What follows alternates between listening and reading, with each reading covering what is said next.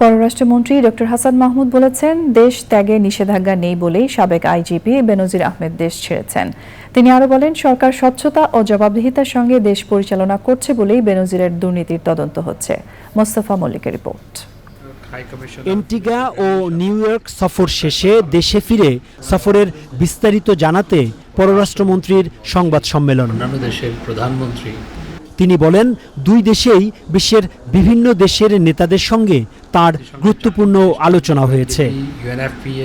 এক প্রশ্নের জবাবে পররাষ্ট্রমন্ত্রী বলেন, দুদক স্বাধীনভাবে কাজ করছে, আর এ কারণেই বেনজিরের সম্পর্কে সবকিছু জানা যাচ্ছে।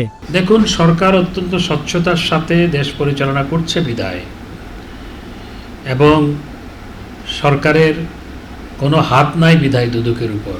দুদক অত্যন্ত স্বচ্ছতার সাথে স্বাধীনভাবে কাজ করছে বিধায় এই বিষয়গুলো উঠে এসেছে, এবং আদালতও অত্যন্ত স্বাধীনভাবে কাজ করছে বিধায় এই বিষয়গুলো উঠে এসেছে। এটা তো অন্য কেউ তুলে আনেনি।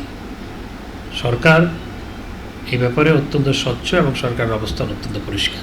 বেনজিরের দেশ ত্যাগ এবং দুদকের মুখোমুখি হওয়া নিয়েও কথা বলেন মন্ত্রী। দেখুন, তার দেশ ত্যাগে তো কোনো নিষেধাজ্ঞা দেওয়া হয়নি, কোর্টও দেয়নি বা দুদকও দেয়নি। তো কারোর উপর যখন দেশ ত্যাগে কোনো নিষেধাজ্ঞা না থাকে, তিনি তো যে কোনো জায়গায় যেতেই পারেন। তো 6 জুন তিনি হাজির হচ্ছেন কি হচ্ছেন না, সেটি হচ্ছে দেখার বিষয়, নাকি তিনি সময় নিচ্ছেন।